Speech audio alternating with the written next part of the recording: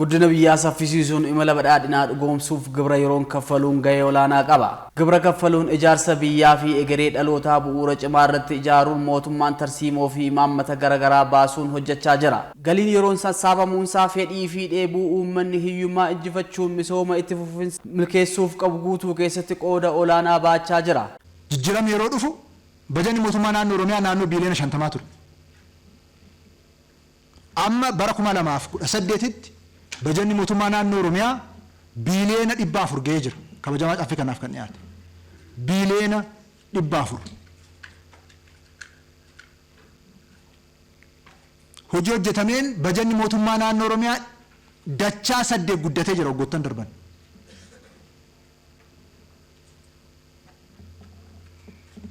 Galiin mootummaa naannoo Oromiyaa biiliyoona 15 fi 16 irratti okkolaa ture. Bara 2017 biiliyoona 200 ol milkeessuun danda'ameera. 2018 biiliyoona 287 milkeessuuf qabamee jira. Kana kaffalaan gibiraa uummata keenyatu seenaa kan hojjete. Bajanni mootummaa naannoo Oromiyaa waggaa yeroo jijjiiramni dhufu dhibbantaan 72 ol kan uwwifamu mootummaa federaalaatiin, deeggarsa mootummaa federaalaatiin. Baasii keenya kan danda'a ture naannoo dhibbantaa 28 qofa. Uummanni keenya seenaa hojjetee, bajetsaa guddisee, galiisaa guddisee, mootummaan naannoo keenya cimee hojii hojjeteen bara kana bajanni naannoo keenyaa dhibbantaan 72 kan danda'e naannoo keenyatu of danda'e. Dhibbantaa 28tti deeggarsa federaalaa gadi buusuun danda'amee jira. Kana jechuun mallaqni federaalaa irraa deeggarsi dhufu gadi bu'ee jechuun miti, guddachaa dhufe. Garuu akkaataa galiin naannoo keenyaatti guddate kan federaalaa irraa dhufu caalatti guddate. Uummata keenyaa fi mootummaa naannoo keenyatu seenaa kan hojjete. Naannoo Oromiyaatti sagantaan sassaabii taaksii adoolessa tokko hanga onkoloolessa 30tti gaggeeffamaa jira.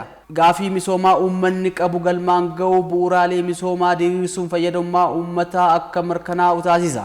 Hojiin gama kanaan hojjetamaa tureenis bu'uuraaleen misoomaa manneen barnootaa, dhaabbileen fayyaa, daandii fi kanneen biroo ijaaramuun hawaasni irraa fayyadamaa ta'aa jira. Misoomni bakka hundatti dhufee fayyadamummaan hawaasaa akka dabaluuf galii amalummaa fi yeroodhaan kaffaluun gahee hawaasa maraati.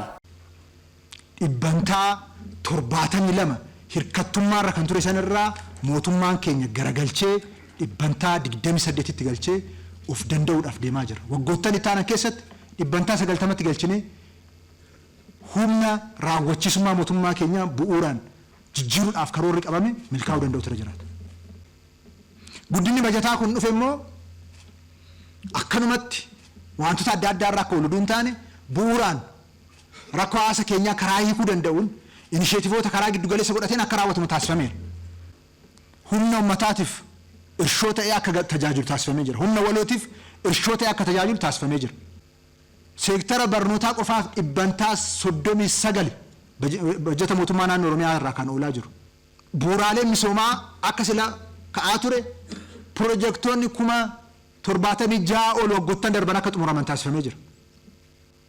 Projektoota 76 ol fedhii fi hawwii misooma uummata keenya faana waliin gitu. Garuu projektoota waggaa 15 waggaa 20 tortoraa turan seenaa isaanii akka jijjiiramu taasisee jira mootummaan naannoo keenyaa.